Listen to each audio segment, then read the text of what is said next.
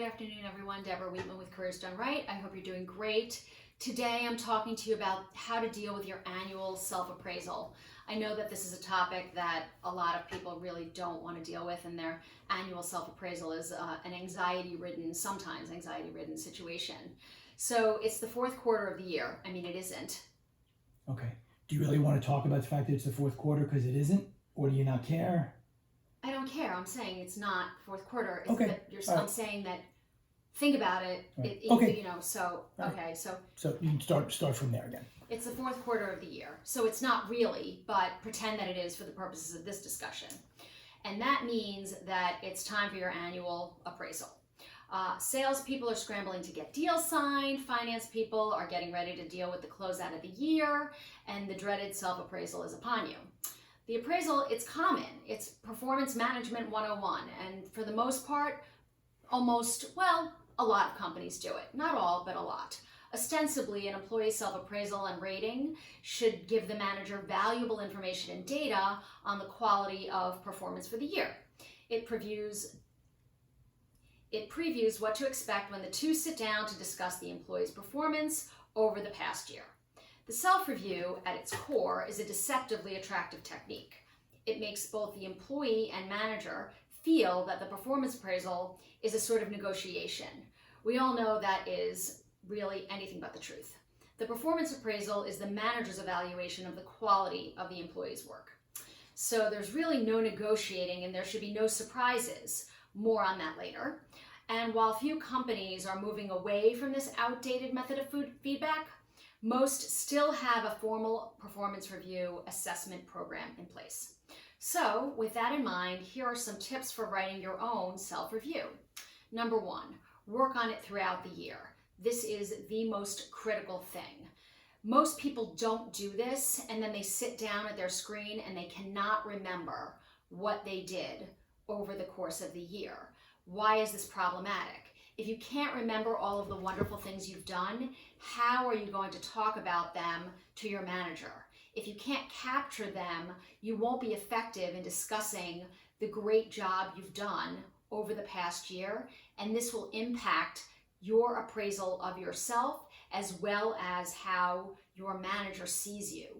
75% of the pain associated with doing the self-evaluation will be eliminated if you keep good notes. Number two, be honest. Have a candid conversation with yourself about not only what you did great, but also the things where you needed improvement. Everybody needs improvement. Of course, there are also things where you probably hit it out of the park, but not everything. Ask yourself, what are the areas where you've excelled and where could you have done better? Number three, be mindful of the language you use. I say this all the time, but it bears repeating. Language matters. It matters a lot. How you frame something, between your message being warmly received or being rejected outright, that can happen here. So be careful about how you discuss things. You don't want to come off as bombastic or too aggressive. You also don't want to be self-deprecating. That's a very real danger. Find a medium that you're comfortable and use that, and it is okay to practice.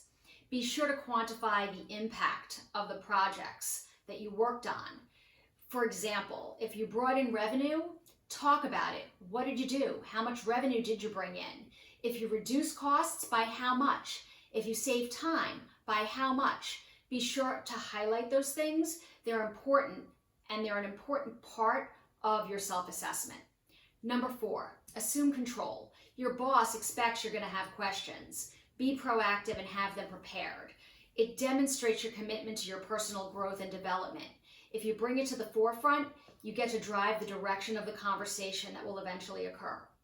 5, know your audience. This is the best advice for any communication, but when you're writing your self-assessment, you have to understand what your boss prioritizes. What are his or her pet projects? How have you contributed to those things? If you make your self-evaluation align with that, the things that your boss values, you'll be better received. The formal performance appraisal is here to stay, at least for the time being. You should be having an ongoing discussion with yourself, keeping track of the things that you do well, the things where you need improvement, and you should never bring surprises to the evaluation. If you keep track of yourself, you'll have very little wiggle room in terms of what, I want to back up. Okay. The performance review should never spring surprises on you. Document your achievements throughout the year to make sure that your plan is less painful for everyone involved. I hope you found this information helpful. If you did, please like and share below. Here's to the right career for you.